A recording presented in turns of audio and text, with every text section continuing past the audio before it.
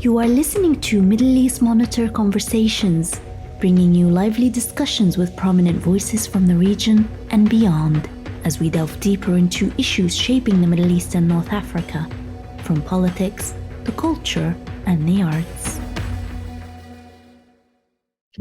Hello, welcome to Middle East Conversation. I'm Dr. Elif Selin Çalik. If you are tuning into this podcast, you already understand the crucial role water and environment plays in the transition to sustainable future.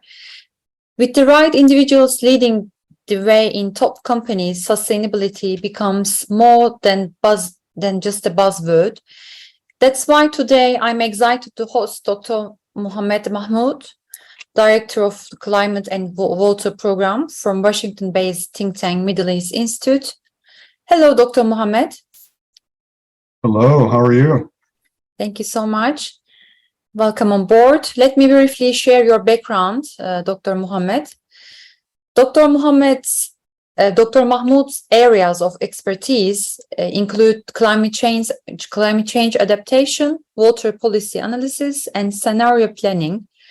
Previously, he was a senior policy analyst with the Central Arizona Water Conservation District, where he provided research, modeling, and analysis on interstate Colorado River Basin programs, and also binational water issues between the United States and Mexico. In addition, he is a faculty associate with Arizona State University. So my question for you, Dr. Mohammed, this year's Bonn Climate Change Conference featured events and discussions focusing on climate issues such as adaptation, mitigation, and global stockade, and also climate loss and damage fund. So in that regard, progress on these issues at the Bonn conference is needed to translate into potential draft decision to be adopted at the COP28 meeting taking place in United Arab Emirates in Dubai later this week in December. So, how will COP28 affect Middle East sustainable and net zero 2050 targets? Well, a lot of things are coming together at COP28.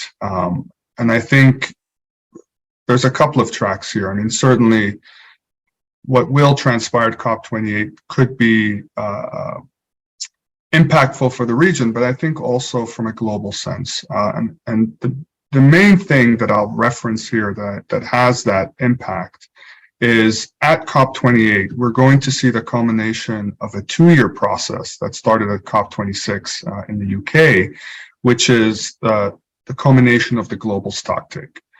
Which essentially is going to serve as a benchmark moving forward. Because what the global stocktake is essentially doing, and I'm simplifying it here, is it's assessing how we as the world have performed in terms of meeting the goals of the Paris Agreement.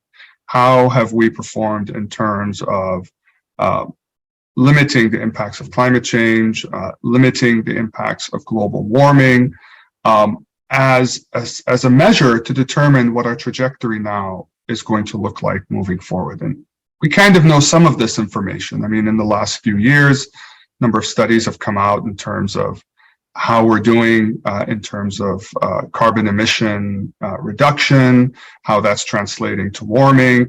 And a lot of it, unfortunately, isn't very optimistic in terms of meeting some of those initial warming target goals of limiting global warming, average global warming to 1.5 degrees Celsius or 2 degrees Celsius. Studies indicate that we may already have blown past the ability to curb temperatures to below 1.5 degrees Celsius. So one of the big things that's going to come out of COP28 definitively at the conclusion of the global stocktake process is truly where we are, and that will help us understand what is the new gap, or what is now the gap moving forward in terms of addressing climate change in a way that could hopefully mitigate the worst outcomes. The other thing that I think will also come to a head or hopefully continue to be resolved at COP28 is the larger issues of climate finance. Over the last year, certainly at COP27 in Egypt, one of the big news items was the culmination or agreement for the loss and damage fund. this idea that providing funding for mostly developing nations and nations that tend to Yes. disproportionately suffer from the impacts of climate change or have historically. So that is another piece of the climate financing that needs to be resolved. There's also other issues of climate financing that need to continue to be resolved. For example, the Global Adaptation Fund, which had an original set target in terms of a funding amount, has been severely underfunded. So I think with the UAE hosting this year and as actually historically a contributor of climate financing in different areas, could leverage global funding, certainly more so from the global north, to populate these funds for the intended purpose moving forward to actually pay for mitigation, and I'd argue maybe mostly so adaptation projects in developing nations to be able to start to address climate change more effectively. It's a lot of what has to do with climate action has to be on the ground, projects, implementation. And so that requires funding as part of doing that. But we need to, and I think the other piece that will be important in COP28 is this idea of pivoting towards action. We've seen a lot of targets of emission control, targets of adaptation, targets of projects, targets of financing. I think COP28 has the opportunity, and certainly for the region itself, the Middle East region, where a lot of countries would be recipients of adaptation projects and climate financing, to actually start to have the conversation move from goals and plans and visions to implementation and action at projects on the ground. Yes, I would love to focus on a little bit your role, your position at Middle East Institute as a director of climate and water program. As you know, water is the climate connector that offers opportunities for collaboration across the Sustainable Development Goals and also Paris Climate Agreement, which is signed in 2015 in Paris. And also, my question is, in your role as Middle East Institute Director of Climate and Water Program, you have witnessed over nearly a decade how important knowledge exchanges are vital as a tool to communicate the importance of water security to society and develop solutions to tackle problems related with too much flood, like in Pakistan last year, to little drought and also poor water quality, polluted water. So in that regard, how is water strategizing remaking the Middle East? But I'm glad you asked this question. Excuse me. Water is so critical as it relates to the climate question. Of course, it's an important issue for me, just career-wise. That's where I started my career, and then expanded to impacts of climate, connected to water. But water, water is an important piece of the water, food, energy nexus, and those things are completely interrelated. And when we think about climate, we're focusing on climate as a topic. When we think of adaptation, the largest area of adaptation in terms of solutions for climate adaptation is related to the water sector and water security because of how connected it is to other important factors or outcomes or consequences related to climate change. So I think maybe to answer your question, I'll just say something briefly to illustrate to listeners how critical water is in the Middle East region. I mean, water scarcity in the region is a known fact, but I think one of the things to highlight that is out of the most stressed water countries in the world, 12 of them are within this region. So just to put that in perspective, the region, for the most part, doesn't have, with two major exceptions. I think we can think of the two major river systems in the Middle East, the Nile Basin and the Tigris-Euphrates system. But absent those major systems, there really is no there's no major surface rivers that are a reliable source of water supply in the region. Traditionally, people have relied on groundwater, and now, because of an absence of most freshwater sources, have relied on desalination as a way to create water in the system in those countries. But the importance of water is connected to the fact that most of water used, about on average globally, 60 to 70% goes towards food production. So water security is also food security. So in terms of how the region is thinking about water issues and the vulnerability of scarce and limited water supplies, a few things have happened, and I think a few other things are happening. I mean, the shift to desalination for some countries was a matter of survival. Groundwater was only going to be able to last for so long before it was going to be essentially depleted, or reserves go so low that they're, at least at the time, beyond the ability for countries and users to extract them. So desalination and desalination technologies are, we'll say, a fix for now in terms of the region accessing more water supply. The other piece is, how do you manage your water demand? Right? So if we have limited supply, one solution is to increase the amount of supply. That's where something like desalination comes into place.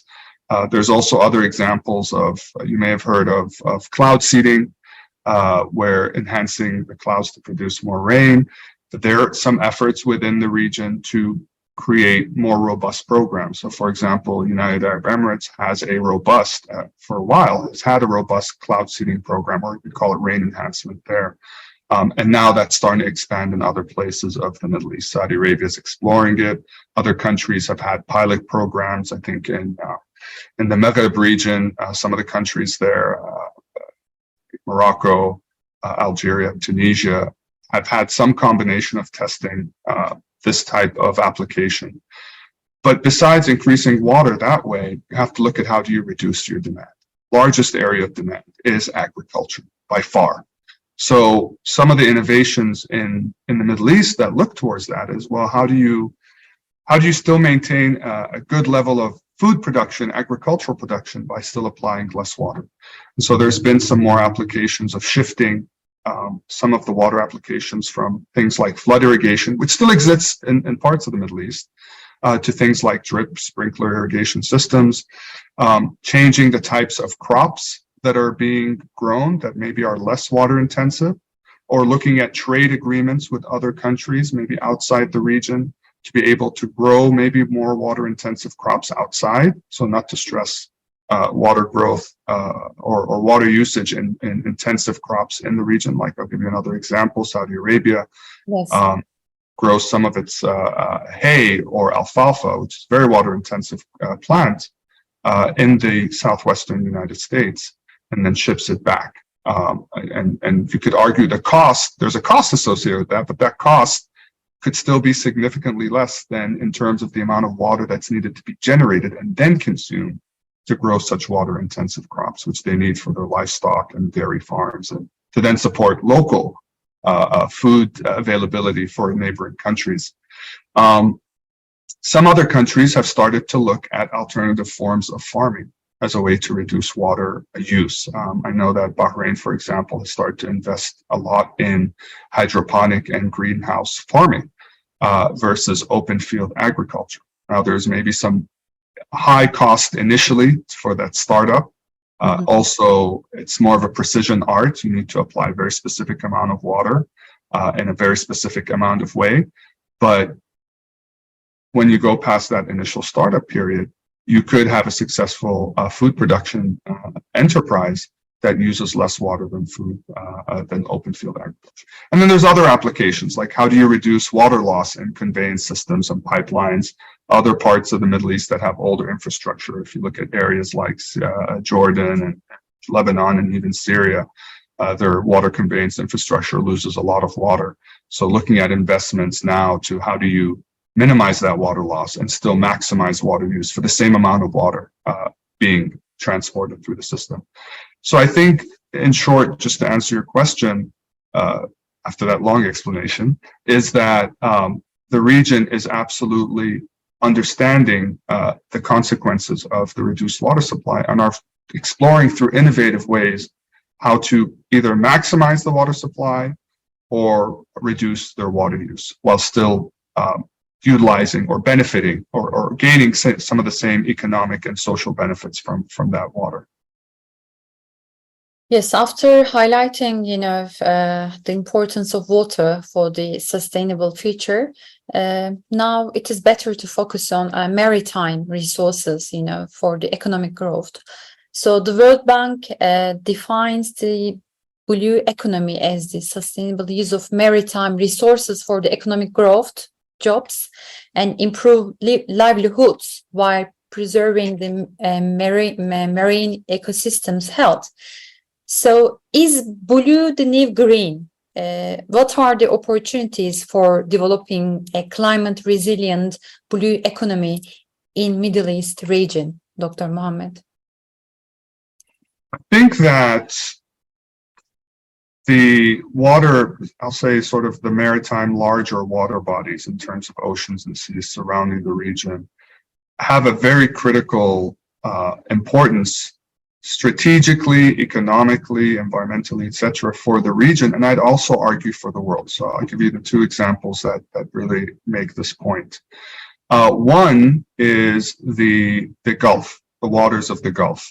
Mm-hmm. Depending on your listeners, some may prefer Arabian Gulf, and some may prefer Persian Gulf. I'm not going to go either way. I'm just going to say the Gulf, and people know what I'm referring to. Sure, for sure. Yeah. That's a critical water body for a number of reasons. Locally and regionally, of course, it's a great source of tourism. It's a great source of food production. There's a huge aquaculture industry in terms of fisheries that supports food production locally for the countries that are surrounding that water body. But also, it is a very important transit water body for energy, for petroleum and energy and fuel that is shipped out of the region. Of course, it's one of the largest energy productive regions in the world. If you look at the Gulf region and the Gulf Cooperation Council countries that are large energy producers in terms of fossil fuel, natural gas, etc. So a lot of exports of energy, literally through tankers, through ships, exit and go back and forth in that water body. So it's important for the region, economically in terms of food viability, etc., as well as the world. A lot of the world does depend on those energy exports that are literally transported through that water body, but also the fishery production, primarily within the direct region, but also to other parts of the world that are more closer to that region. And then there's also an environmental factor, right? So protecting the interest of one of those types of industries, whether it's the fisheries or the aquaculture or the transportation for the energy sector or tourism or even the environmental benefits, protecting the coral reefs. Protecting one doesn't necessarily impact the other. In fact, I would say there's a collective benefit or outcome to protecting all of those. I don't think there's a way where you protect one and harm the other. So I think, of course, some may veer towards the economic side of, yes, the importance of the continued export of energy, yes, the continued importance of food production through fisheries. But I would argue you'd also want to protect those environmental habitat, because that also contributes to better fisheries and better food production from the ocean, limits potentially algae growth that could constrain or affect the ability of transportation and shipping. So to your point, yes, the blue economy is important, not just from environmental perspective at a first level, but also has consequences. When you do protect the environment, then you also provide benefits to these other sectors. Another water body that I'll mention is important. It's kind of cheating because it's sort of mentioning two water bodies, which is the interconnect between the Red Sea and the Mediterranean. When you think about the Suez Canal, which has very strategic economic importance. And so as a consequence of the Suez Canal serving as a shortcut essentially between Europe, Eastern Africa and Asia, now the strategic economic importance of the Mediterranean and the Red Sea are also elevated, which are essentially. We've covered all the water bodies surrounding, the larger water bodies surrounding the region. And of course, we know the Red Sea and Mediterranean do have economic and environmental value as well. They're great places of tourism, they're great places of environmental activity and conservation of species and marine life that also needs to be preserved. So I think we're also shifting to, hopefully shifting to a time where there's larger recognition on the importance of these water bodies, not just from an economic and energy and export and transportation perspective, but how that is also connected to the environmental benefits that need to be protected as well. Thank you, Dr. Mohammed. And last but not least, I'm sure we are going to have another meetings with you together. As a founder and as a female energy expert, as a founder of one NGO about women in smart energy, I would love to ask this question to you because you are also one of the leaders in Middle East on sustainable life. So, women leaders, I'm sure that you agree with me, women leaders are key in Middle East battle against climate change. According to the study, female investors and policymakers on the corporate and public level are twice as likely to consider ESG, environmental, social, and corporate governance investing when compared to men. And female investors and policymakers are twice as likely to consider ESG investing as compared to their male counterparts. And also, a specific study, this was the general study, but specific study by Arab Petroleum Investment Corporation in collaboration with American University in Cairo and also Arabian Business has revealed that the inclusion for female representation in organizations is essential to meet net zero carbon emissions by 2050. So what do you think about women empowerment on sustainable economy in the region? Do you see any development on this glass ceiling? A great question.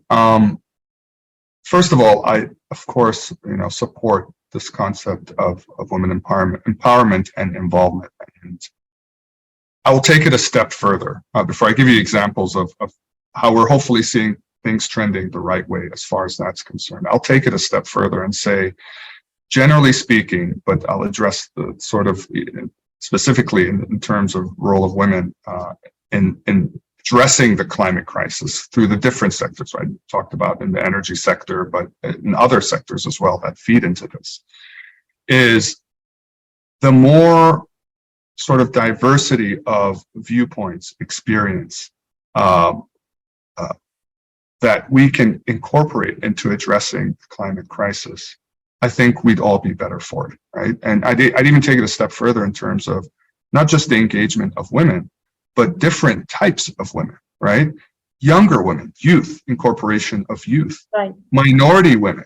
I mean, the thing that for me is important about this issue is, for a long time, there was only a certain group of people that sort of dictated the direction in terms of things, for good or for bad. It just was the way it was.